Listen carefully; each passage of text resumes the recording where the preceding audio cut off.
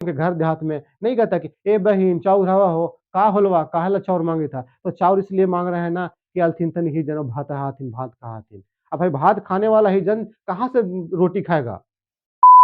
फलना बाबू पास हो गेलथिन, तो फलना बाबू तो अर्थी पर पास हो गेलथिन, अभी देखली समय से गुजर लथिन। ये बिहार की स्थिति है। हाँ, देखिए गरीब पैदा होना ठीक है, गरीब मर जाना गुनाह है। हेलो स्टूडेंट्स, हम लोग आज देखने वाले हैं क्लास 10 इकोनॉमिक्स। इकोनॉमिक्स को हम समझाते हैं बड़ी बारीकी से, ठीक है, तो आप समझने का प्रयास कीजिएगा। हम प्रयास कर रहे हैं कि इकोनॉमिक्स की इस क्लास को एक ही क्लास में एक चैप्टर को खत्म कर दे। ये महत्वपूर्ण प्रश्न यहाँ से उठाकर डाला गया है जो आपके एग्जाम में आने की संभावना अधिक रहती है। हम आपको समझाने का प्रयास कर रहे हैं और उम्मीद करते हैं हम आपको बहुत अच्छी तरह से समझा पाएंगे। तो चलिए शुरू करते हैं आज का ये क्लास। देखिए हम लोग जो आज पढ़ने वाले हैं ना, ये पढ़ने वाले हैं हम लोग क्या, अध्याय 1 है, इसमें लिखा हुआ है अर्थव्यवस्था एवं इसके विकास का इतिहास। माने भारतीय अर्थव्यवस्था क्या है और इसकी विकास की इतिहास क्या है, कैसे कैसे डेवलप की। तो आपको पता होगा कि हमारा देश भारत 1947 को आजाद हुआ था। 1947 को आजाद हुआ था, जो पहले अंग्रेजों का गुलाम करता था, ठीक है, यानी कि अंग्रेजों का उपनिवेश था। 1947 तक जब अंग्रेज था तो हमारे देश की आर्थिक स्थिति बहुत कमजोर थी और हमारे देश के समक्ष एक चुनौती था कि हमारा देश आखिर आर्थिक स्थिति से आगे कैसे बढ़ सकता है, ठीक है। लेकिन धीरे धीरे यहाँ के लोगों ने प्रयास किया और अंततः हमारे देश की आर्थिक स्थिति ठीक हो गई। तो हम इसी बात पर चर्चा करने वाले हैं। चलिए देखते हैं अर्थव्यवस्था का अर्थ। अर्थव्यवस्था का अर्थ क्या होता है, आर्थिक संपत्ति को मतलब आर्थिक रूप से धन को जमा करना, ठीक है। अर्थव्यवस्था की संरचना क्या है, ठीक है ना, अर्थव्यवस्था के प्रकार क्या है, इन सारी बातों पे हम चर्चा करने वाले हैं। इन सारी बातों पर हम चर्चा करने वाले हैं। जरा हम बात कर लेते हैं, जरा समझिएगा, देखिएगा।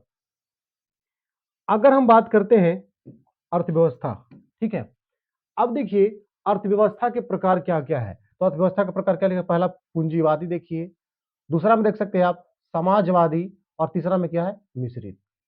पूंजीवादी, समाजवादी, मिश्रित। पूंजीवादी का मतलब समझिएगा, पूंजीवादी अर्थव्यवस्था ऐसी अर्थव्यवस्था को कहते हैं जिसमें स्वामित्व का आधार किसी व्यक्ति के पास होता है, पर्सनल व्यक्ति के पास होता है, वही उसका मालिक होता है।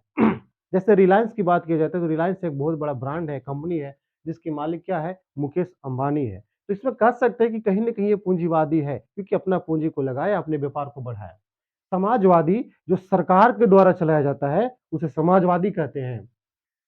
तीसरा है मिश्रित, जिसमें पूंजीवादी पूंजीवादी और प्लस समाजवादी बराबर मिश्रित होता है, यानी कि पूंजीवादी भी उसमें होता है इंक्लूड और समाजवादी भी होता है, और दोनों मिलाकर क्या बनते हैं, मिश्रित। और भारत में यही व्यवस्था लागू है, कौन सा, तो भारत में मिश्रित अर्थव्यवस्था है।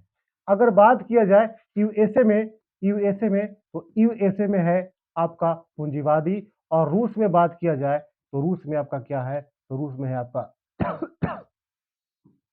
समाजवादी, ठीक है। रूस में आपका है समाजवादी व्यवस्था। चलिए हम आगे बढ़ते हैं। देखिए बात समझिएगा। अब देखिए ये क्या लिखा हुआ है, अर्थव्यवस्था की संरचना। देखिए यहां प्राथमिक क्षेत्र, और ये द्वितीय क्षेत्र, और ये हो गया तृतीय क्षेत्र। माने हम अर्थव्यवस्था को 3 सेक्टर में बांटते हैं, प्राथमिक, द्वितीय और तृतीय। प्राथमिक, द्वितीय और तृतीय। बात समझिएगा प्राथमिक के अंदर क्या क्या आता है। तो देखिए कह सकते हैं कि भारत एक कृषि प्रधान देश है, वो तो है ही। प्राथमिक क्षेत्र में कृषि संबंधित कार्य होते हैं, जैसे कृषि, खेती बाड़ी करना, पशुपालन करना, मत्स्य पालन करना, मुर्गी पालन करना, भेड़ पालन करना, गाय पालन करना। आप जो भी पालन करते हैं सब के सब आता है आपको प्राथमिक क्षेत्र के अंतर्गत, ठीक है, वो सब का सब आता है प्राथमिक क्षेत्र के अंतर्गत। द्वितीय में देखते हैं तो द्वितीय क्षेत्र क्या है, उद्योग, निर्माण, गैस, बिजली, जितने भी औद्योगिक कार्य होते हैं ना वो सब के सब होते हैं आपके द्वितीय क्षेत्र में। जितने भी औद्योगिक कार्य होते हैं सब के सब द्वितीय क्षेत्र में होते हैं, ठीक है। देखिए प्राथमिक क्षेत्र को हम कृषि क्षेत्र बोलते हैं क्योंकि सारा चीज कृषि पर डिपेंड करता है, ठीक है। और द्वितीय क्षेत्र को बोलते हैं उद्योग, क्योंकि सब किस पर डिपेंड कर रहा है, उद्योग पर डिपेंड कर रहा है, ठीक है। अब उद्योग भी कई प्रकार के होते हैं भाई। पहला उद्योग देखिए आप, कुटीर उद्योग हो गया, छोटे पैमाने पर घर के लोग कुछ मिलकर काम कर देते हैं, एक दो सूप बनाना, डोरी बनाना काम कर लेते हैं। दूसरा होता है लघु उद्योग, इससे थोड़ा सा बड़ा होता है। तीसरा होता है मध्यम उद्योग, इससे थोड़ा सा बड़ा होता है। और चौथा होता है सबसे बड़े उद्योग यानी बड़े पैमाने पे उद्योग जैसे टाटा स्टील कंपनी हो गया, है ना? राउरकेला में इस्पात कंपनी हो गया, ये सब है बड़े पैमाने के उद्योग है। अब हम बात करते हैं तृतीय अर्थव्यवस्था की, तो तृतीय अर्थव्यवस्था जो है ना, इसमें सेवा क्षेत्र कहते हैं, इसको कहते हैं हम सेवा क्षेत्र। तृतीय अर्थव्यवस्था को कहते हैं सेवा क्षेत्र, ठीक है? कौन सा क्षेत्र? सेवा क्षेत्र। क्यों? इसमें बैंक आता है, परिवहन आता है, संचार आता है, व्यापार आता है। इसका मतलब सब के सब सेवा क्षेत्र है। तो आप तो बोलेंगे कि सर सेवा क्षेत्र है, तो हम बैंक में जाते हैं तो सेवा कहाँ करता है? पैसा देता है तो हमारे अकाउंट से देता है, उसको सेवा करना चाहिए, अपने अकाउंट से पैसा देना चाहिए। नहीं, सेवा करने का मतलब है कि आपको सही समय पर सही सुविधा उपलब्ध कराने क्या कहलाता है? सेवा कहलाता है। जैसे हम शिक्षक हैं, तो आपका क्या कर रहे हैं? तो सेवा कर रहे हैं। तो बोलिए कि सर सेवा कैसे कर रहे हैं? ना पानी लान के पिलाते हैं, ना खाना-पीना खिलाते हैं, तो ये सेवा थोड़ी हो गया। तो सेवा इसको नहीं कहते हैं। सेवा आपको किसी न किसी माध्यम से हम शिक्षा देने का प्रयास कर रहे हैं, ताकि आप समाज में अच्छे व्यक्ति बन सकें, ठीक है? तो जितने भी होते हैं, मिस्त्री होते हैं, शिक्षक होते हैं, डॉक्टर होते हैं, ये सब का सब सेवा क्षेत्र के अंतर्गत आते हैं। इतना बात समझ में आ गया? चलिए अब आगे बढ़ते हैं। देखिए, अर्थव्यवस्था का विकास, सतत विकास। अर्थव्यवस्था का विकास, सतत विकास। देखिए, हम इस पर चर्चा करने वाले हैं। आप ध्यान से देखिएगा इसमें। अर्थव्यवस्था को अगर हम देखें, तो इसको 2 रूपों से हम कह सकते हैं। पहला देखिए बात समझिएगा। आर्थिक विकास, ठीक है? एक होता है आर्थिक विकास और दूसरा होता है मौद्रिक विकास। आर्थिक विकास और मौद्रिक विकास। आर्थिक विकास को देखिएगा, आर्थिक विकास में 2 चीज़ आता है, एक आता है आर्थिक विकास और एक आता है आर्थिक वृद्धि। आर्थिक विकास और आर्थिक वृद्धि, ठीक है? ये दोनों आता है आर्थिक विकास के अंदर और मौद्रिक विकास में क्या आता है देख सकते हैं आप, वस्तुओं का विनिमय प्रणाली, वस्तुओं का विनिमय प्रणाली। विनिमय का मतलब होता है लेन-देन का माध्यम, ठीक है? मौद्रिक विकास में होता है। देखिए सबसे पहले क्या था कि भारत प्राचीन काल में क्या हुआ करता था कि इतना मुद्रा डेवलप नहीं था यहाँ पे, पैसा नहीं था, तो आखिर कैसे अपनी आवश्यकताओं को पूर्ति करें? तो लोग क्या करते थे कि अभी गाँव देहात में देखिएगा कि किसी के यहाँ कोई हिज्जन आता है तो क्या करता है, उससे चावल पैंचा ले लेता है, उसके बदले गेहूँ दे देता है। तो चावल भी एक वस्तु है, गेहूँ भी एक वस्तु है, तो इस कंडीशन में क्या कहेंगे? वस्तु विनिमय प्रणाली, क्योंकि सारा आदान-प्रदान जो हो रहा है किससे हो रहा है? वस्तु से वस्तु का हो रहा है, ठीक है ना? तो इस केस में बोलते हैं वस्तु विनिमय प्रणाली। चलते हैं अब आगे, देखिए, ये है मौद्रिक विकास, एक-एक करके देख लेते हैं। मौद्रिक विकास, तो मौद्रिक विकास में क्या आता है? यानी मुद्रा का विकास किस तरह हुआ? हमारे देश में मुद्रा का प्रचलन कैसे हुआ? ये समझना है। तो सबसे पहले हमारा देश में वस्तु विनिमय प्रणाली था, यानी वस्तुओं से वस्तु को बदला जाता था। लेकिन बाद में क्या आया? मुद्रा। ये बड़ा आराम हो गया। मुद्रा आया, लोग दुकान पर पैसे लेकर जाते थे, अपनी आवश्यकता के अनुकूल अपनी वस्तु को खरीद पाते थे। लेकिन उससे भी टेक्नोलॉजी हाई हुआ, तो बैंकिंग प्रणाली आया, बैंक के माध्यम से, कोर बैंकिंग प्रणाली आया, एटीएम आ गया, जिसमें डेबिट कार्ड और क्रेडिट कार्ड आते हैं। एटीएम का ही हिस्सा, एटीएम, एटीएम का ही हिस्सा क्या है? डेबिट कार्ड है, क्रेडिट कार्ड है, रुपए कार्ड है, जो भी कार्ड आता है, ये सब के सब प्लास्टिक मुद्रा कहलाते हैं, ठीक है? प्लास्टिक मुद्रा कहलाते हैं। अब एटीएम होने से क्या सुविधा हो गया है कि लोग पैसा-वैसा कुछ भी लेकर नहीं जाते हैं, सिर्फ एक छोटा-सा प्लास्टिक का कार्ड लेकर जाते हैं और अपनी आवश्यकता की वस्तु को खरीद पाते हैं और खरीद कर लेके चले आते हैं। इसमें भी एक आ चुका है क्या? क्रेडिट कार्ड शॉपिंग के लिए बहुत अच्छा होता है, ठीक है? देखिए क्रेडिट कार्ड नीचे लिखा हुआ है। चलिए अब हम चर्चा करते हैं। ये बता दिए थे कि आर्थिक विकास और ये क्या है? आर्थिक वृद्धि, ठीक है? अब देखिए क्या है आर्थिक विकास। आर्थिक विकास की माप एवं सूचकांक। सबसे पहले इसके आर्थिक विकास की माप करना चाहिए, सूचकांक करना चाहिए। आखिर आर्थिक विकास है तो उसको कैसे मापे? उसका सूचकांक क्या है? पैमाना क्या है? ठीक है? मानव विकास सूचकांक, ठीक है? मानव विकास सूचकांक द्वारा जारी किया जाता है और ये आर्थिक नियोजन का कार्य करता है। आर्थिक नियोजन, धन संपत्ति को एकत्रित करना, ठीक है? आर्थिक विकास, बिहार की विकास की स्थिति, यानी कि बिहार की विकास की स्थिति में आर्थिक विकास कैसा है, इसका क्या योगदान है, जरा बात समझिएगा, ठीक है? तो बिहार के पिछड़ेपन को दूर करने का उपाय, सबसे बड़ी समस्या क्या है कि बिहार के पिछड़ेपन को कैसे दूर किया जाए, ठीक है? बिहार के पिछड़ेपन को कैसे दूर किया जाए, ये सबसे बड़ी समस्या है। आखिर ये बिहार इतना पिछड़ा हुआ क्यों है? जो प्राचीन काल में जहाँ पे अशोक सम्राट, चंद्रगुप्त मौर्य जैसे महान प्रतापी राजा हुआ करते थे, आज वही राज्य इतना पिछड़ा क्यों है? ठीक है? तो इस बात पे हम चर्चा करने वाले हैं। चलिए आगे देख लेते हैं। अर्थव्यवस्था का अर्थ क्या है? इसके बारे में जानेंगे, ठीक है? अर्थव्यवस्था का अर्थ, देखिए, अर्थव्यवस्था का अर्थ अर्थव्यवस्था समय के सभी आर्थिक क्रियाओं का योग होता है। सॉरी, अर्थव्यवस्था समाज के सभी आर्थिक क्रियाओं का योग होता है। माने समाज में जितने भी लोग हैं, सब काम करते हैं, तो काम करने के बाद क्या करते हैं कि पैसा या धन संपत्ति जमा करते हैं, वही अर्थव्यवस्था है। अर्थ यानी धन संपत्ति का जमा करना, व्यवस्था करना, ठीक है? देखिए, हमारी वे सभी क्रियाएँ हमारी वे सभी क्रियाएँ जिनसे हमें आय प्राप्त होती है। मतलब हम कुछ भी काम करें और आय को प्राप्त हो जाए, चाहे हम लेबर बन जाएँ या मज़दूरी कर लें या खेत में काम कर लें, किसी का धान काट लें या कुछ भी कर लें, ठीक है? तो जिससे हमें आय प्राप्त होती है, आर्थिक क्रिया कहलाती है। क्रिया मतलब काम होता है। तो जो काम कर कर हम पैसा कमा सकते हैं, उसी को हम बोलते हैं आर्थिक क्रिया कहते हैं। जैसे जैसे देखिए, कृषि एक आर्थिक क्रिया है।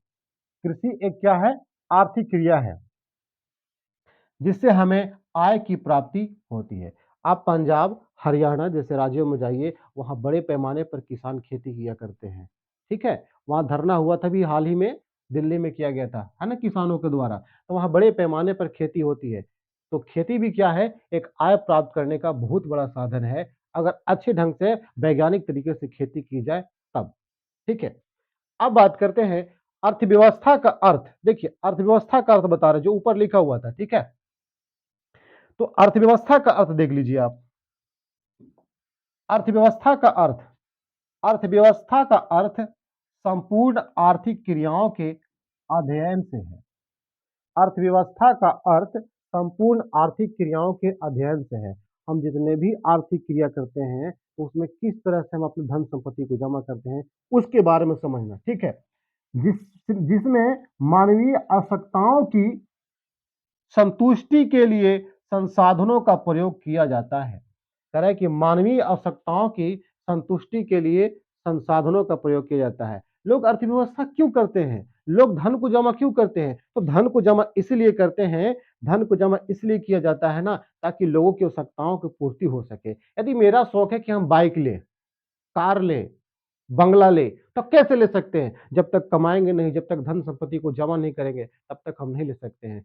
इसीलिए मानव का जो ये क्रियाकलाप है, आर्थिक व्यवस्था धन को, संपत्ति को जमा करना, ये इसीलिए करता है ताकि हम अपनी आवश्यकताओं को पूर्ति कर सकें। ठीक है? तो वही लिखा हुआ है कि जिसमें मानवीय आवश्यकताओं को संतुष्टि के लिए संसाधनों का प्रयोग किया जाता है।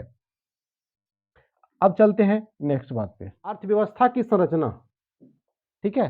अर्थव्यवस्था की संरचना अर्थव्यवस्था की संरचना देखते हैं। देखिए, उत्पादन के आधार पर अर्थव्यवस्था को 3 क्षेत्रों में विभाजित किया गया है।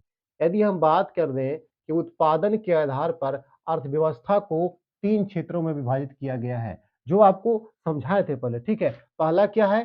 प्राथमिक क्षेत्र। पहला क्या है? प्राथमिक क्षेत्र। हम प्राथमिक क्षेत्र के बारे में आपको बताते हैं। कहता है, जब हम प्राकृतिक संसाधनों का उपयोग करके जब हम प्राकृतिक संसाधनों का उपयोग करके किसी वस्तु का उत्पादन करते हैं, तो वह प्राथमिक क्रिया प्राथमिक क्षेत्र के अंतर्गत आता है। देखिए, समझिएगा, जब हम प्राकृतिक संसाधनों का उपयोग करके किसी वस्तु का उत्पादन करते हैं, तो वह प्राथमिक क्षेत्र के अंतर्गत आता है। जैसे अगर आप कृषि करते हैं जैसे आप मत्स्य पालन करते हैं, जैसे आप पशु पालन करते हैं, सब का सब कृषि होता है। तो आपके मन में विचार आएगा, सर कृषि के मतलब तो हम खेती समझते थे और खेती के मतलब समझते थे गाजर, शकलकंद, मूली, प्याज, आलू, इसको उपजाना खेती कहते हैं। तो इसमें भैंस और जानवर कहाँ से आ गया? सोचने वाली बात है। तो नहीं, ये सब का सब कृषि का ही हिस्सा है, इसलिए कृषि क्षेत्र के अंतर्गत आते हैं। अब देखिए, अधिकांश प्राकृतिक उत्पाद हम कृषि, डेयरी, जिसको पशुपालन कहते हैं, है ना? अधिकांश प्राकृतिक उत्पाद हम कृषि, डेयरी डेयरी मतलब कि पशुपालन, मत्स्य और वनों से प्राप्त करते हैं। अतः इसे कृषि क्षेत्र एवं सहायक क्षेत्र भी कहते हैं। करें, अधिकांश जो भी उत्पादन हम प्राप्त करते हैं, किससे प्राप्त करते हैं? कृषि से, या डेयरी डेयरी समझते हैं ना, जहां दूध मिलता है ना? पशुपालन, मत्स्य पालन और वनों से प्राप्त करते हैं। ठीक है? तो वन भी तो क्या है, एक प्रकार का प्राकृतिक संसाधन है ना। अतः इसे कृषि क्षेत्र को सहायक कृषि क्षेत्र कहते हैं एवं सहायक क्षेत्र भी कहते हैं। किसको? पशुपालन को। अब आगे आता है द्वितीय क्षेत्र। अब द्वितीय क्षेत्र की चर्चा करते हैं, ठीक है। द्वितीय क्षेत्र क्या कहता है, देखिए द्वितीय क्षेत्र कहता है यहां वस्तुएं सीधे प्रकृति से उत्पादित नहीं होती, मतलब सीधा नहीं, कहीं न कहीं इसको मोड़ तोड़ के बताया जाता है, ठीक है। तो उत्पादित नहीं होती बल्कि उसके माध्यम से निर्मित की जाती है। देखिए यहां वस्तुएं सीधे प्राकृतिक से उत्पादित नहीं होती, लेकिन उसी माध्यम से की जाती है। समझिएगा, निर्माण की यह प्रक्रिया घर, कार्यालय, कार्यशाला अथवा कारखानों में होती है। कहाँ होती है? द्वितीय क्षेत्र में। तो निर्माण की यह प्रक्रिया, जो निर्माण बनता है, जो प्रोडक्ट बनता है, या तो छोटे पैमाने का उद्योग है तो घर में, जैसे सूप बनाता है लोग, डोरी बनाता है लोग, झाड़ू बनाता है लोग बेचने के लिए, तो घर में बना सकता है। दूसरा क्या है? कार्यशाला, ठीक है ना, जहां कार्य करने का घर हो, अथवा कारखानों में होती है, तो कारखाना में ही तो बनता है, सारा चीज बनता है, कपड़े बनते हैं, जूते बनते हैं, चप्पल बनते हैं, गाड़ी बनती है, जितनी भी चीजें बनती है सब के सब कारखाना बनती है। तो कारखाना कितना? द्वितीय सेक्टर के अंतर्गत आता है, ठीक है। अतः इसे औद्योगिक क्षेत्र भी कहते हैं। क्या कहते हैं? औद्योगिक क्षेत्र, क्योंकि कारखाना क्या है? वही तो उद्योग है, तो इसको क्या कहते हैं? औद्योगिक क्षेत्र। अब कहता है औद्योगिक क्षेत्र के अंतर्गत कुटीर, लघु, मध्यम एवं बड़े उद्योग सम्मिलित किए जाते हैं। औद्योगिक क्षेत्र के अंतर्गत कुटीर, जो घरेलू स्तर पर होता है, लघु उद्योग, उसके बाद मध्यम उद्योग और उसके बाद बड़े पैमाने का उद्योग सब शामिल है, और ये सब के सब द्वितीय क्षेत्र के अंतर्गत आते हैं, ठीक है। चलिए अब आगे बढ़ते हैं। हम आगे है अर्थव्यवस्था का विकास। अर्थव्यवस्था का विकास कैसे हुआ इसके बारे में समझते हैं, ठीक है। तो आर्थिक विकास का मुख्य उद्देश्य, आर्थिक विकास का मुख्य उद्देश्य अर्थव्यवस्था के तीनों क्षेत्र अर्थात प्राथमिक, द्वितीय और तृतीय। आर्थिक विकास का मुख्य उद्देश्य अर्थव्यवस्था के तीनों क्षेत्र प्राथमिक, द्वितीय और तृतीय क्षेत्रों में उत्पादन का स्तर ऊंचा करना होता है। यही आर्थिक विकास का मुख्य उद्देश्य है कि चाहे वो प्राथमिक क्षेत्र हो, चाहे वो द्वितीय क्षेत्र हो, चाहे वो तृतीय क्षेत्र हो, इन सभी क्षेत्रों में उत्पादन को बढ़ाना, ठीक है। आर्थिक विकास तथा आर्थिक वृद्धि में अर्थशास्त्रियों ने अंतर बताया है। अब कहता है कि आर्थिक विकास और आर्थिक वृद्धि में कुछ अर्थशास्त्रियों ने अंतर बताया है। समझिएगा, इधर है आर्थिक विकास और इधर है आर्थिक वृद्धि। आखिर क्या अंतर है इन दोनों में, बात समझिएगा, ठीक है। तो आर्थिक विकास विकसित देशों की के विकास के से संबंधित अवधारणा है। आर्थिक विकास विकसित देशों के विकास से संबंधित अवधारणा है। यानी कि जब आर्थिक विकास की बात आती है तो सीधे सीधे हमको समझना चाहिए विकसित देशों के बारे में, जैसे अमेरिका हो गई, जापान हो गया, चीन हो गया, रूस हो गया, इन सब देशों के बारे में समझेंगे। और आर्थिक वृद्धि, आर्थिक वृद्धि विकासशील देशों के विकास से संबंधित अवधारणा है। अब जब आर्थिक वृद्धि की बात होती है तो समझिए कि विकासशील देश की बात हो रही है, और आर्थिक विकास की बात आती है तो समझिए कि विकसित देश की बात हो रही है, ठीक है। अब फिर से देखिए यहां आर्थिक विकास में आकस्मिक तथा रुक रुकाव कर परिवर्तन आते रहते हैं। अचानक भी हो सकता है, आकस्मिक अचानक भी हो सकता है परिवर्तन, या तो रुक रुक के ही परिवर्तन हो सकता है इसमें आर्थिक विकास में। लेकिन आर्थिक वृद्धि एक क्रमिक दीर्घकाल में स्थिर प्रक्रिया है, मतलब कि ये क्रमिक दीर्घकाल में क्रम बाई क्रम धीरे धीरे धीरे धीरे बढ़ते रहेगा, बढ़ते रहेगा। लेकिन इसके जो आर्थिक विकास है उसका कोई मतलब नहीं है, अचानक भी हो सकता है, धीरे धीरे भी हो सकता है, ये बिल्कुल अलग है। अगला है आर्थिक विकास के अंतर्गत उत्पादकता में वृद्धि के साथ साथ तकनीक और संस्थागत परिवर्तन होते रहता है। माने करता है कि आर्थिक विकास के अंतर्गत उत्पादकता जो होता है ना, उसमें क्या होता है, तकनीक का प्रयोग किया जाता है, टेक्नोलॉजी का प्रयोग किया जाता है।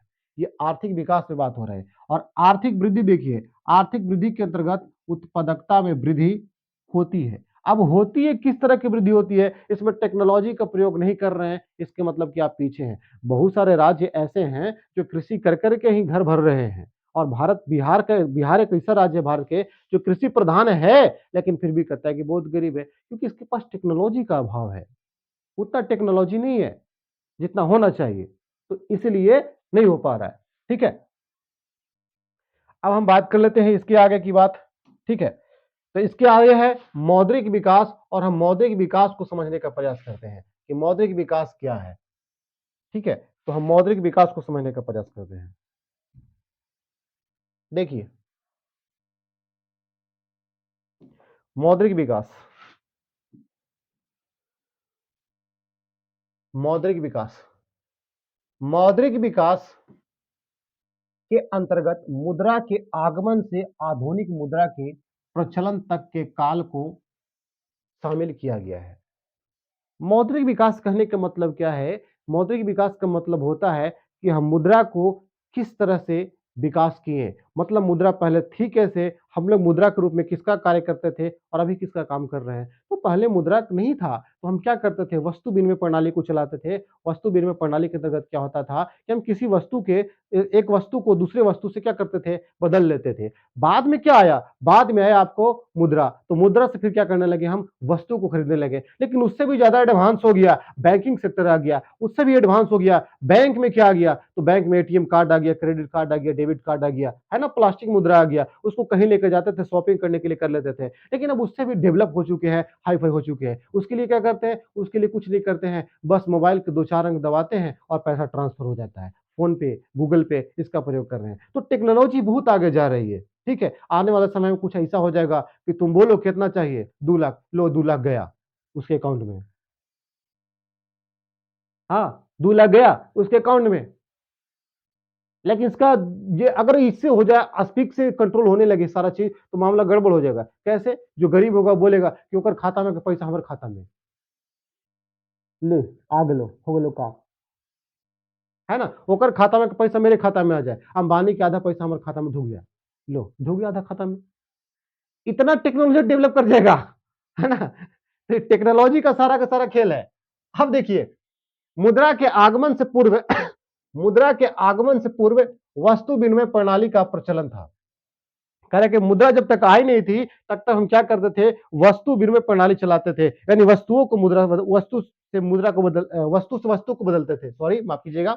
वस्तु विनिमय प्रणाली में वस्तु ही मुद्रा के रूप में कार्य करता था। कहता है कि जब वस्तु विनिमय प्रणाली था, तो लेने के लिए वही वस्तु मुद्रा नहीं समझते थे, लेकिन वही वस्तु कहीं ना कहीं मुद्रा का काम करता था। ठीक है, करता था। और एक वस्तु के बदले दूसरी वस्तु दी जाती थी, एक वस्तु के बदले दूसरी वस्तु दी जाती थी। जैसे आप देखे होंगे घर देहात में नहीं कहता कि ए बहिन चाउर हवा हो, का होलवा काहेला चाउर मांगे था। तो चाउर इसलिए मांग रहे हैं ना कि अलथिन तन ही जनो भात हाथिन भात कहाथिन। अब भाई भात खाने वाला ही जन कहाँ से रोटी खाएगा। तो बोला बगल वाली बोल दी कि हाँ बहन का करबा से यही दुख तो हमरो पास हवा, एगो हमरो ही जनल है, तो कहते कि रोटिए खाबो भात खाबे नहीं करबो। तो दोनों के काम हो जाता। ऐसा करा कि तू हमारे से चाउर ले ला और अपने से हमरा आटा दे दा। हमरा एक ही जन बिना रुस्तन, तोरो एक ही जन रुस्तथुन। हमरा के ही जन कुछ मिल जते रोटी और तोरा कुछ मिल जते बा भात। ला खा के दोनों टन टन रहता थुन। तो ये किसका देन था, ये वस्तु विनिमय प्रणाली का देन था कि जो हम वस्तु से वस्तु को बदल लिया करते थे। ठीक है, अब कहता है आधुनिक समय में, आधुनिक समय में प्लास्टिक मुद्रा जैसे एटीएम एवं क्रेडिट कार्ड का प्रचलन होने लगा है। प्लास्टिक मुद्रा होता है ना, एटीएम या क्रेडिट कार्ड का हम प्रयोग करने लगे हैं। ठीक है, एटीएम का फुल फॉर्म क्या होता है, ऑटोमेटेड टेलर मशीन होता है। ठीक है ना, ऑटोमेटेड मतलब उसको कोई चलाने वाला व्यक्ति नहीं होता है, वो वहां पर एक यांत्रिक रूप से चलता है। एक मशीन है, एटीएम एक मशीन होती है जहां पर आपको एक प्लास्टिक का छोटा सा कार्ड रहता है, उस प्लास्टिक को कार्ड के लेकर जाना रहता है और उस एटीएम में उसको डालना होता है। एटीएम में डालने के बाद अपने पिन नंबर को डाले और पिन नंबर को डालने के बाद धका धक पैसा बाहर आना शुरू हो जाता है। फिर अपनी आवश्यकताओं को पूर्ति कर सकते हैं, उसके लिए कोई दिक्कत नहीं, है ना। अब देखिए, कहता है जब एक व्यक्ति एक स्थान से दूसरे स्थान तक बिना विलंब के बैंक के माध्यम से लेन देन, बिना विलंब के बैंक के माध्यम से लेन देन करता है, तो बैंक के इस प्रणाली को कोर बैंकिंग प्रणाली कहते हैं। देखिए, लेन देन का माध्यम एटीएम नहीं हुआ, वो बैंक खुद हुआ। ठीक है ना। लेन देन किससे करता है? बैंक से। तो ऐसे सिस्टम को कहते हैं कोर बैंकिंग प्रणाली। ऐसे सिस्टम कहते हैं कोर बैंकिंग प्रणाली कहा जाता है। ऐसे सिस्टम को कहते हैं कोर बैंकिंग प्रणाली। ठीक है। आर्थिक विकास की माप एवं सूचकांक, माने आर्थिक विकास को हम कैसे माप सकते हैं, है ना। सूचकांक के बारे में समझते हैं। देखिए, तो आर्थिक विकास की माप एवं सूचकांक, राष्ट्रीय आय, आर्थिक विकास को मापना है तो राष्ट्रीय आय उच्च होना चाहिए, तभी तो होगा ना। जिस देश की राष्ट्रीय आय अधिक होती है वह देश गरीब नहीं क्या होती है? अमीर होती है। ठीक है। देखो, राष्ट्रीय आय किसी देश में एक वर्ष के अवधि में उत्पादित सभी वस्तुओं एवं सेवाओं के, ठीक है, किसी देश में एक वर्ष की अवधि में उत्पादित जितने भी वस्तु उत्पादित किए गए हैं या जितने भी सेवाएं हैं के मौद्रिक मूल्य के योग को राष्ट्रीय आय कहा जाता है। मतलब राष्ट्र के पास जितना आय प्राप्त होता है उस आय को हम क्या कहते हैं? राष्ट्रीय आय कहते हैं। अब अगला है प्रति व्यक्ति आय। प्रति व्यक्ति आय, राष्ट्रीय आय को देश की कुल जनसंख्या से भाग देने पर जो भागफल आता है वह प्रति व्यक्ति आय कहलाता है। जैसे कि मान लीजिए कि राष्ट्रीय आय, प्रति व्यक्ति आय निकालना है, प्रति व्यक्ति आय, ठीक है। तो प्रति व्यक्ति आय निकालने के लिए क्या करना पड़ता है? तो प्रति व्यक्ति आय के लिए आपको क्या करना है कि आपको देखना पड़ेगा। देखिए, देश की कुल जनसंख्या से किसमें? राष्ट्रीय आय को। अब राष्ट्रीय आय कितना है भाई? राष्ट्रीय आय कितना है? तो राष्ट्रीय आय जितना भी हो जाए उसमें हम क्या करेंगे? देश की जनसंख्या से भाग दे देंगे। ठीक है, जनसंख्या से क्या करेंगे? भाग दे देंगे। राष्ट्रीय आय में देश की जनसंख्या से भाग दे देंगे तो क्या आ जाएगा? मेरा प्रति व्यक्ति आय आ जाएगा। मान देश के अंदर एक व्यक्ति का कितना इनकम है ये शुरू हो जाएगा। ठीक है। अगला है मानव विकास सूचकांक, यानी कि ह्यूमन डेवलपमेंट इंडेक्स। मानव विकास सूचकांक, HDI, ह्यूमन डेवलपमेंट इंडेक्स। अब अगला फुल फॉर्म देखिए क्या लिखा हुआ है? UNDP। UNDP का मतलब होता है यूनाइटेड नेशंस डेवलपमेंट प्रोग्राम्स। ठीक है। HDR का फुल फॉर्म क्या होता है? ह्यूमन डेवलपमेंट रिपोर्ट, यानी कि मानव विकास रिपोर्ट जिसको कहते हैं। ठीक है ना, ह्यूमन डेवलपमेंट रिपोर्ट। अब अगले चैप्टर पे चलते हैं। देखिए अगला क्या कहता है। अगला है मानव विकास सूचकांक में विभिन्न देशों की लोगों के शैक्षिक स्तर।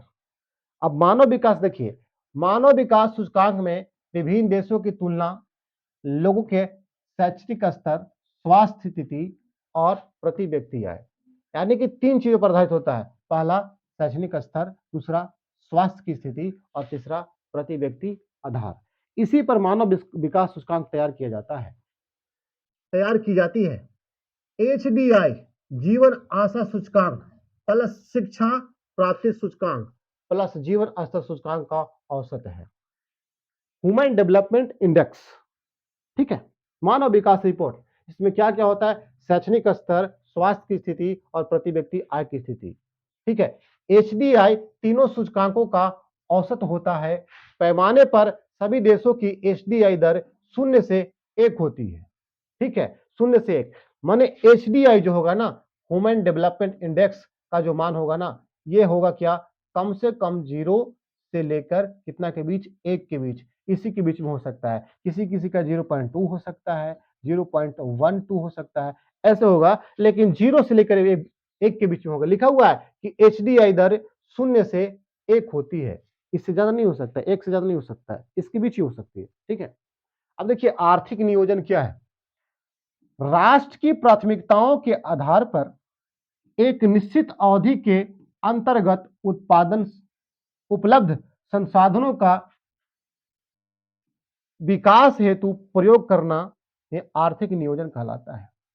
माने करता है राष्ट्र की प्राथमिकताओं के आधार पर देश क्या कहना चाहता है, पर एक निश्चित अवधि के अंतर्गत, एक टाइम फिक्स होता है, 1 वर्ष, 2 वर्ष, 3 वर्ष, ठीक है ना, अंतर्गत उपलब्ध संसाधनों का विकास हेतु प्रयोग करना। मतलब देश में जो भी संसाधन है हम देश के विकास के लिए कैसे प्रयोग कर सकते हैं एक निश्चित अवधि के लिए। जैसे पंचवर्षीय योजना काम करता है ना कि हम 5 वर्ष में इतना इतना काम करेंगे, तो ये अवधि को फिक्स कर दिया कि 5 वर्ष में ही करना है,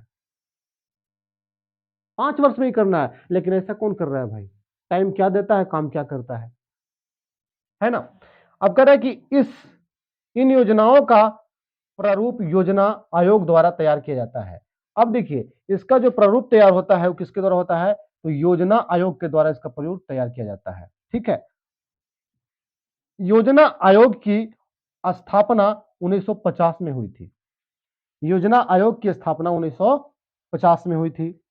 भारत के प्रधानमंत्री भारत के प्रधानमंत्री योजना आयोग के पदेन अध्यक्ष होते हैं। बहुत महत्वपूर्ण है कि योजना आयोग के जो पदेन अध्यक्ष होते हैं कौन होते हैं, तो भारत के प्रधानमंत्री होते हैं। भारत के प्रधानमंत्री होते हैं। ठीक है।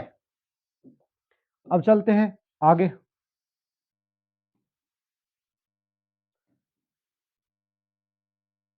देखिए आगे देख लेते हैं भाई। उम्मीद कर रहे हैं कि आप लोग बड़ी अच्छे से समझ रहे हैं इस चीज को। मेरा प्रयास है कि इस चैप्टर को एक ही क्लास में थोड़ा संक्षिप्त में आपको दिखा दे। इसकी जानकारी आपको पूरी एनसीईआरटी पैटर्न पर यह आधारित है, इसलिए हम सोचे कि एक क्लास में आप लोगों को ऑर्डर करा दे कि चैप्टर है क्या, इसके अंदर कितना क्या पढ़ना है। ठीक है। देखिए आगे है नीति आयोग। नीति आयोग भारत सरकार द्वारा गठित एक नया संस्था है जिसे योजना आयोग के स्थान पर बनाया गया है। इसकी स्थापना 2015 में की गई था। ठीक है।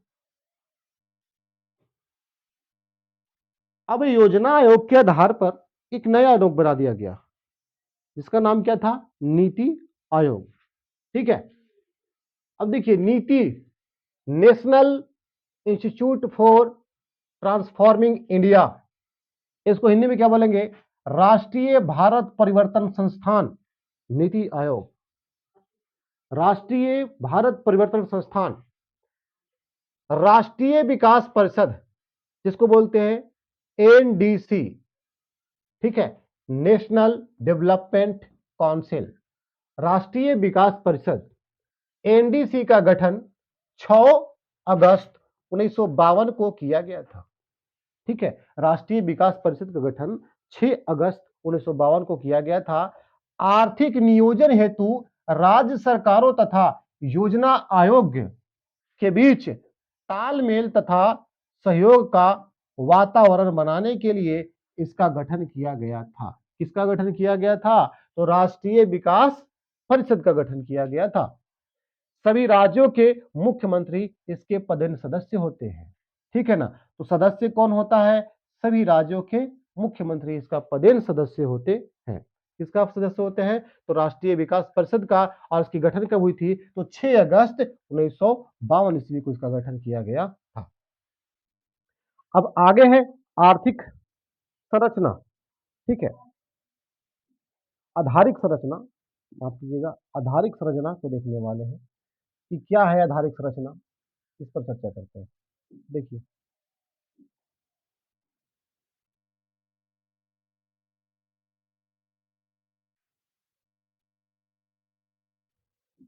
देखिए आधारिक संरचना वे सभी तत्व जैसे बिजली, परिवहन, संचार, बैंकिंग, स्कूल, कॉलेज, अस्पताल आदि जो देश के आर्थिक विकास का आधार है, आधारिक संरचना कहलाते हैं। कह देश की आर्थिक विकास के आधार क्या है, तो जब तक आपकी अच्छा सुविधा नहीं होगी, जैसे कि बिजली नहीं मिलती है, परिवहन का सुविधा नहीं रहता है ना, संचार नहीं हो पाता है, बैंकिंग का सुविधा नहीं है, पढ़ने के लिए स्कूल कॉलेज नहीं है, इलाज के लिए अस्पताल नहीं है, तब तक समझिए कि आपके पास आधारिक संरचना ठीक नहीं है।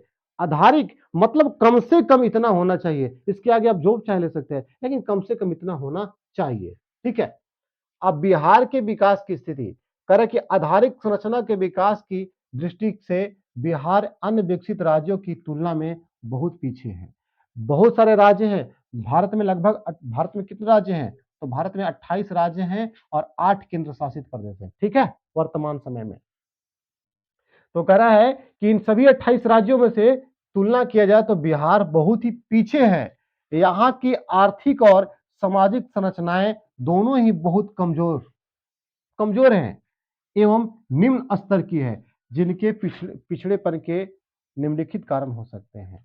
मैंने कह रहा है कि यहाँ की सामाजिक संरचनाएं और क्या आर्थिक, सामाजिक रूप से और आर्थिक रूप से दोनों रूप से तंगी है बिहार, इसलिए बिहार क्या है, कमजोर है। अगर नहीं होता ना तो आज बिहार भी क्या होता, आज बिहार भी बहुत अमीर राज्य बन जाता, समझ रहे, आज बिहार बन जाता है।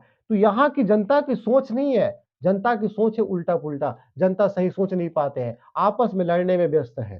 तो क्या होगा, यही कारण होगा ना, यही होगा।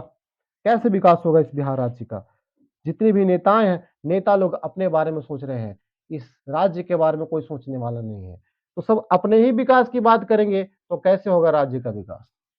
हम चुनते हैं, प्रत्येक 5 वर्ष पर चुनते हैं, अपने प्रतिनिधि को चुनते हैं, मुख्यमंत्री बनाते हैं, सांसद बनाते हैं, विधायक बनाते हैं। हम विधायक किस लिए बनाते हैं, संसद किस लिए बनाते हैं, ताकि हमारे क्षेत्र का विकास हो सके, हमारे क्षेत्र में जो भी समस्याएं हैं दूर हो सके। लेकिन क्या करते हैं, जीतने के बाद जितने भी नेता संसद विधायक होते हैं, अधिकांश क्या करते हैं, पकड़ लेते हैं दिल्ली, और दिल्ली पकड़ने के बाद अपने बेटे को, अपने बेटियों को यश मौज की जिंदगी देते हैं, और जनता की जिंदगी बद से बदतर कर देते हैं, बर्बाद कर देते हैं।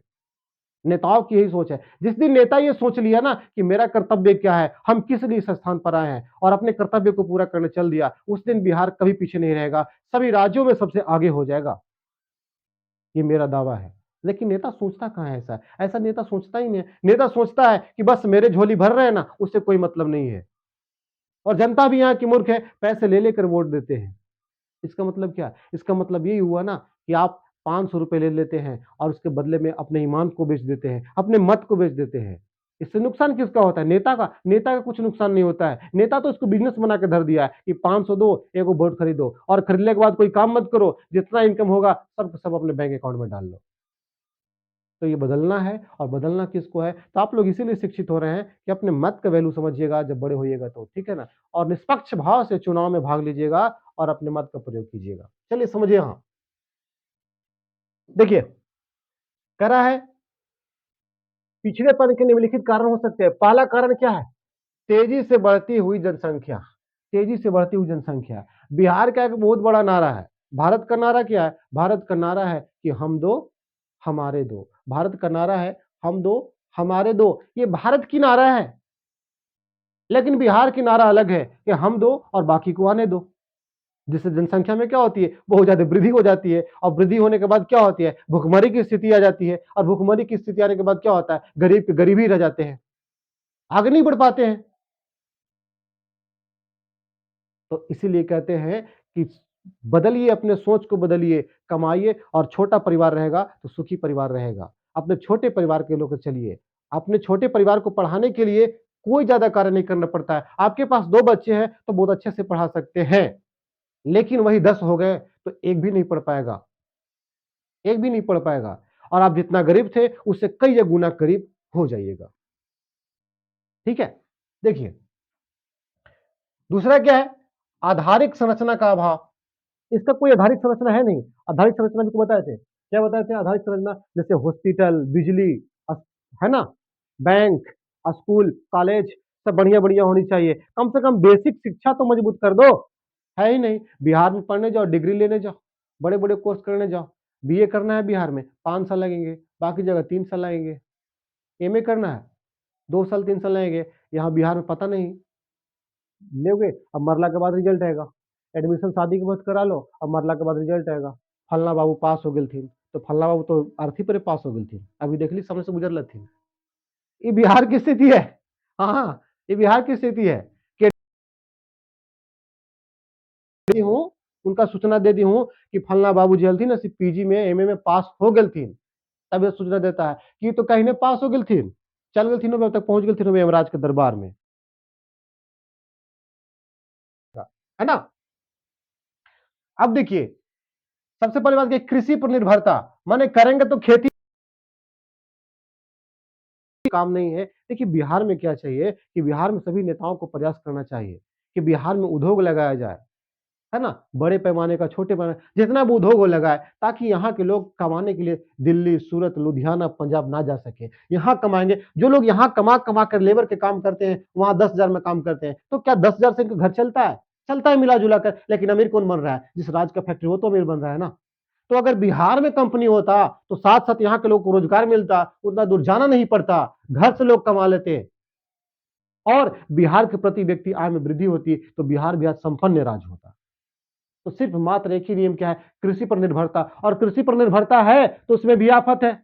दक्षिणी बिहार का क्षेत्र जो है, औरंगाबाद गया का क्षेत्र है, सुखाड़ पड़ा हुआ है। उत्तरी बिहार का क्षेत्र देखो बाढ़ से डूबा हुआ है। एक तटबंध, कोसी तटबंध पर एक बांध बनाओ, बहुत बड़ा डैम है, वहां से बनाओ, वहां से एक नहर निकालो, नहर निकालने के बाद दक्षिणी बिहार में प्रवेश करा दो भाई, एक प्रोजेक्ट लगा दो तो सही,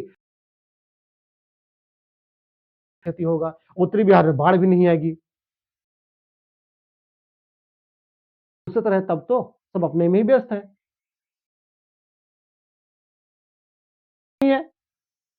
चौथा देखिए, बाढ़ में बाढ़ और दक्षिणी बिहार में सुखाड़। चौथा, पांचवा, एक भी नहीं है, एक आध दो है तो क्या हुआ? कुछ भी नहीं। चीनी उद्योग भी थे पहले के समय के, तो उसको काट काट के बेच दिया गया। अब कौन सा उद्योग लगाओगे यहाँ पे, है ना? छठा क्या है? गरीबी। गरीबी देखो, गरीबी कोई बीमारी नहीं है। देखिए, गरीब पैदा होना ठीक है, गरीब मर जाना गुनाह है ना? तो गरीब पैदा हुआ कोई दिक्कत नहीं, गरीब मरेंगे तो गुनाह है। तो गरीबी कैसे खत्म कर सकते हैं? छोटा परिवार रखकर खत्म कर सकते हैं, सबका सोच पढ़ाई वाला हो। सातवां, खराब विधि व्यवस्था। भारत सरकार, बिहार सरकार की विधि व्यवस्था ही बहुत गंदी है, खराब है। आठवां, कुशल प्रशासन का अभाव। यहाँ प्रशासन, पुलिस सही नहीं है। पता है, बिहार में दारू पहले से ज्यादा ही बिकता है। कारण क्या है? कारण यही है कि कुशल प्रशासन नहीं है। पहले प्रशासन को लाभ नहीं होता था, लेकिन अब प्रशासन को लाभ होता है। जैसे झारखंड से कोई प्रवेश कर रहा है तो गाड़ी लेकर आ रहा है, डिक्की में डाल लिया, दो पैक लगा लिया, डाल लिया, ये कर लिया, वो आने के बाद बोला तो हमारे भैया विधायक 1,000 रुपया तेकरा में डाल, हम छोड़ देती हूँ, दबोच के अंडा डाल दो, कोई मतलब नहीं। यहाँ भ्रष्टाचार बढ़ गया है, यहाँ सारे काम। तो सरकार को यह सोचना चाहिए कि कुशल प्रशासन की व्यवस्था की जाए, ताकि यहाँ की जनता रुष्ट न हो सके, और यहाँ की जनता नाराजगी न जताए, और यहाँ की जनता का विकास हो सके। ठीक है, अब आगे चलते हैं। देखिए, तो बिहार के पिछड़ेपन को, अभी पढ़े कि बिहार का पिछड़ेपन कैसे है, अब पढ़ रहे कि बिहार के पिछड़ेपन को दूर कैसे करें। ठीक है, अब दूर करने की उपाय ढूंढनी है हमको भाई, कि बिहार के पिछड़ेपन को हम दूर कैसे कर सकते हैं। बात समझिएगा। ठीक है, बिहार के पिछड़ेपन को दूर करने का उपाय, पहला देखिए, जनसंख्या पर नियंत्रण। जनसंख्या पर नियंत्रण, हम दो हमारे दो, ना कि हम दो बाकी को आने दो, सिर्फ हम दो हमारे दो, नियंत्रण हो जाएगा। कृषि का तेजी से विकास, कृषि में टेक्नोलॉजी लाना चाहिए, अच्छे अच्छे बीजों का उपयोग होना चाहिए, अच्छे अच्छे खादों का उपयोग होना चाहिए, तब कृषि का उत्पादन बढ़ेगा, तो बिहार संपन्न बन जाएगा। तीसरा, बाढ़ पर नियंत्रण, और बाढ़ के पानी को नियंत्रित कर लिया जाए, तो फिर वहां की कृषि बर्बाद नहीं होगी।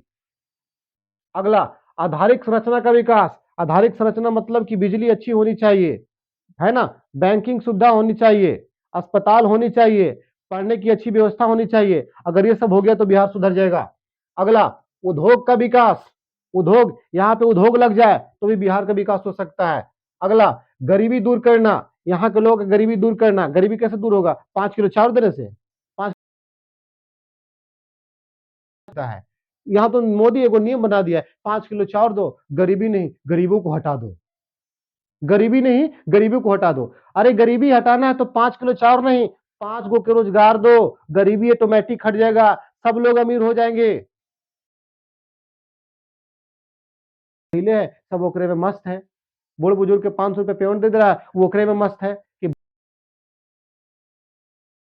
हाय सरकार, फलना सरकार। हम मोदी को निशाना नहीं लगा रहे हैं, मेरा मकसद ये नहीं है। मेरा मकसद यही है कि आप बहिष्कार कीजिए, कहिए कि मेरे हमको नौकरी दीजिए, हमारे जो घर के बच्चे उनको जॉब दीजिए, कहीं ना कहीं उसको सेटल कीजिए, ताकि हमारा घर संवर सके। तो 5 किलो चावल से क्या होने जाने हैं महोदय। ठीक है, अगला है शांति व्यवस्था की स्थापना। बिहार में निकल जाते हैं, है ना? क्यों? व्यवस्था शांति नहीं है, आज उससे झगड़ है ना? स्वच्छ तथा ईमानदार प्रशासन, ईमानदार को प्रशासन कैसा होना चाहिए? स्वच्छ होना चाहिए, आचरण शुद्ध होना चाहिए, रिश्वतखोर, घूसखोर, चाटुकारिता वाला नहीं होना चाहिए कि से पैसे वो खींच रहे हैं, ये नहीं होना चाहिए। स्वच्छ होना चाहिए, आचरण को शुद्ध होना चाहिए और ईमानदार होना चाहिए कि हाँ, जो भी निष्पक्ष भाव से हमको बनेगा हम करेंगे। ये नहीं किसी का पक्ष लेंगे कि पैसा वाला से उनका पक्ष ले लेते हैं, ठीक है? अगला है केंद्र से अधिक मात्रा में संसाधनों का हस्तांतरण। केंद्र सरकार अधिक मात्रा में संसाधनों का हस्तांतरण बिहार सरकार को नहीं कर पाती है, केंद्र सरकार, ठीक है? अगला है बिहार के प्राकृतिक संसाधन, बिहार के प्राकृतिक संसाधन तथा कर्मठ मानव संसाधन के योगदान से बिहार की कृषि एवं कृषि जन्य उद्योग के विकास से राज्य एवं भारत देश का विकास संभव हो सकता है। कह रहा है कि बिहार में जो कृषि जन्य जो उद्योग थे, जो कृषि प्रधारित उद्योग थे, उसको चालू किया जाए ताकि बिहार आगे बढ़ सकते हैं। चीनी का उद्योग था तो गन्ना की खेती करते, किसान को भी लाभ होता। चीनी का उपयोग करते तो सरकार को भी फैक्ट्री से लाभ होता, सबको लाभ होता, लेकिन नहीं करता है। अगला है सतत विकास, ठीक है? सतत विकास को समझ लेते हैं। सतत विकास क्या है और क्या कहता है सतत विकास, इसके बारे में समझ लेते हैं, ठीक है? सतत विकास के बारे में समझ लेते हैं। देखिए,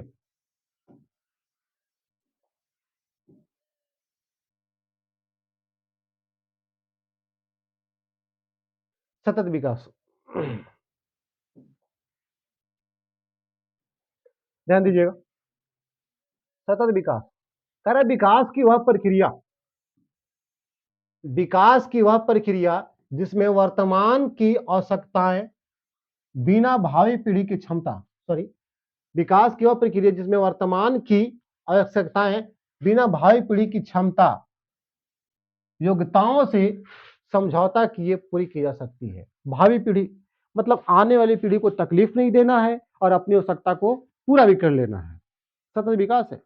आने वाली पीढ़ी को दुख नहीं देना है, ये कि जो आने वाला भविष्य ओकरा बारे में ना सोचे, घर दुआर सब तोड़ ताड़ के लोहा लकड़ बेच देवे और मर जाए कि बाल बच्चा आते अपन बनाते रहते, ऐसा सिस्टम नहीं, ठीक है? उसको बोलते क्या, सतत विकास, कि आने वाली पीढ़ी को प्रभावित भी नहीं करना है और अपनी आवश्यकताओं को पूर्ति भी कर लेना है। अगला है समावेशी विकास, ठीक है? समावेशी विकास क्या है? आर्थिक विकास की जिस प्रक्रिया से समाज के सभी वर्णों के जीवन, कहता है कि आर्थिक विकास की वह प्रक्रिया जिससे समाज के सभी वर्णों की जीवन, चाहे वो कोई भी वर्ण का हो, है ना? कहा गया है कि 4 वर्ण बने हैं यहाँ पे, ब्राह्मण, क्षत्रिय, वैश्य, शूद्र, तो कोई भी वर्ण के लोग हो, है ना? तो वर्णों का जीवन स्तर ऊंचा होता जाए तथा समाज का कोई भी वर्ग विकास के लाभ से अछूत नहीं हो। हाँ, मतलब विकास हो तो हर एक वर्ग में हो, ऐसा वो कोई वर्ग नहीं हो कि जो कह दे कि सर हमारा तरफ तो विकास ही नहीं हुआ।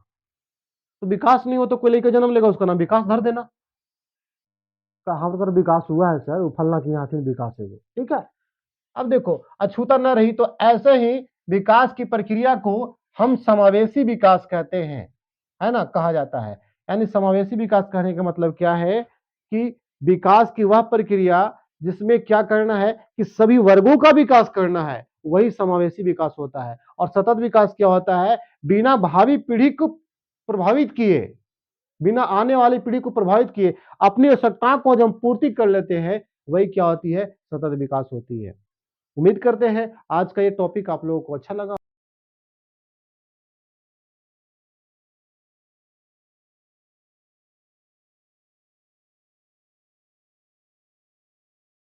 तृतीय क्षेत्र के बारे में चर्चा करते हैं।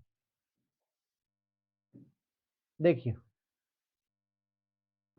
तृतीय क्षेत्र करा है, यह क्षेत्र वस्तुओं का उत्पादन नहीं बल्कि उत्पादन प्रक्रिया में प्राथमिक एवं द्वितीय क्षेत्र का सहयोग प्रदान करती है। ये कह रहा है कि तृतीय क्षेत्र वस्तु का उत्पादन नहीं करता है, लेकिन प्राथमिक क्षेत्र और द्वितीय क्षेत्र को क्या करता है? सहायता प्रदान करता है। जैसे मान लो कि प्राथमिक क्षेत्र के अंदर आता है खेती बाड़ी, तो सेवा क्षेत्र में तृतीय क्षेत्र है ना, तो तृतीय क्षेत्र में गाड़ी आता है, जो भी सेवा होता है उसको तृतीय क्षेत्र में आता है। तो गाड़ी किसका प्रयोग करेगा? कृषि कार्य के लिए किया जाएगा, उद्योग के लिए किया जाएगा। तो वही लिखा हुआ कि यह क्षेत्र वस्तुओं वस्तुओं का उत्पादन नहीं, बल्कि उत्पादन प्रक्रिया में प्राथमिक एवं द्वितीय क्षेत्र का सहयोग करती है। देखिए, इसके अंतर्गत क्या आते हैं? इसके अंतर्गत आते हैं बैंक, बैंक, परिवहन। परिवहन क्या है? आवागमन का एक साधन है, माने आने जाने का एक सबसे बड़ा साधन है। संचार, व्यापार तथा अन्य सेवाएं आती है। अतः इससे सेवा क्षेत्र भी कहते हैं। क्यों? क्योंकि सब के सब सेवा देता है, सब के सब किसी न किसी रूप से सभी को सेवा प्रदान करता है। परिवहन नहीं होता तो आप यहाँ से दूसरे स्थान पर नहीं जा सकते थे, वहां से नहीं आ सकते थे। आ सकते थे, जा सकते थे, लेकिन बहुत ज्यादा समय लग जाता। संचार नहीं होता तो बात करने की जो तरीका अभी है कि घर बैठे बैठे बोलते, हाँ जी, हाँ, ना ना, ठीक, 4 बंडल भेज दूं, ये कहाँ से होता है? तो यही से तो होता है कि संचार का माध्यम है। जब संचार का माध्यम हुआ तभी हम कह सकते हैं कि हाँ जी, 4 बंडल भेजिए। तो संचार का सबसे बड़ा प्रयोग ये होता है, लेकिन संचार का दुरुपयोग भी हो रहा है। बहुत सारे लोग झूठ मूठ के से, हाँ, फलना बैंकों का लूट लो, लो, इस संचार का दुरुपयोग हो गया। ठीक है, तो संचार का सही सही उपयोग कीजिए, दुरुपयोग मत कीजिए। ठीक है, अब देखिए अर्थव्यवस्था का प्रकार क्या है। उत्पादन के साधनों के स्वामित्व, कह रहे कि उत्पादन के साधनों के स्वामित्व। स्वामित्व का मतलब क्या होता है? मालिकाना हक। मालिकाना हक मतलब कि हक जमाना। ठीक है, स्वामित्व के आधार पर पूरे विश्व में 3 प्रकार की अर्थव्यवस्था पाई जाती है। पूरे वर्ल्ड में 3 प्रकार की व्यवस्था।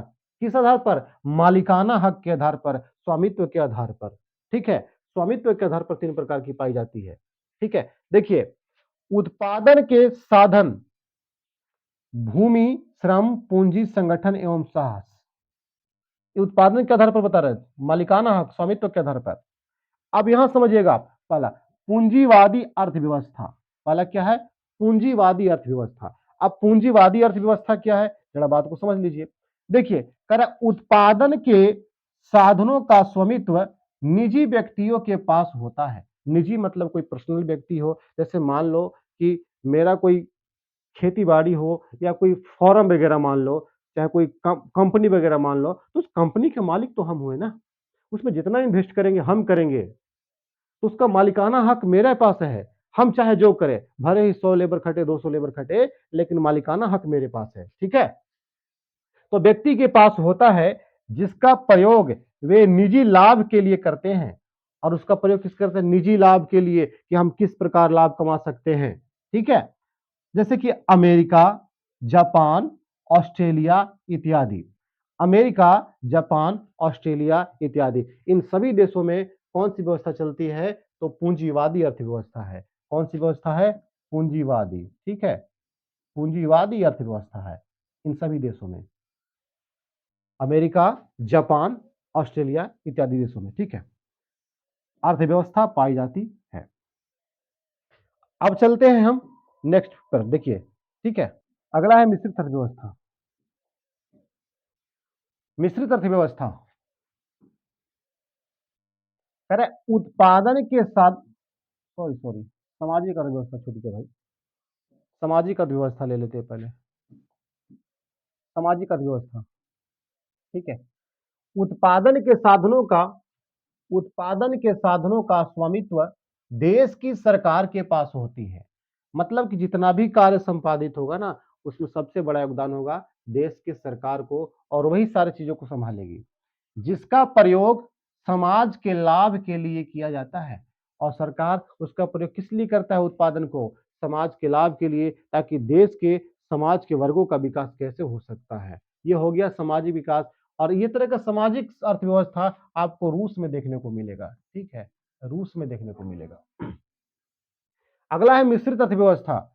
उत्पादन के साधनों का स्वामित्व सरकार तथा निजी व्यक्तियों के पास होती है। अब देखिए, पूंजीवादी में किसके पास था? तो सिर्फ निजी व्यक्ति के पास था। और समाजवादी में किसके पास था? सरकार के पास था। लेकिन मिश्रित में क्या है? स्वामित्व सरकार तथा निजी दोनों के पास है। ठीक है, यह व्यवस्था पूंजीवादी तथा समाजवादी व्यवस्था का मिश्रण होता है। पूंजीवादी और समाजवादी व्यवस्था का मिश्रण होता है। और इसका सबसे बड़ा मिश्रित अर्थव्यवस्था का उदाहरण है भारत।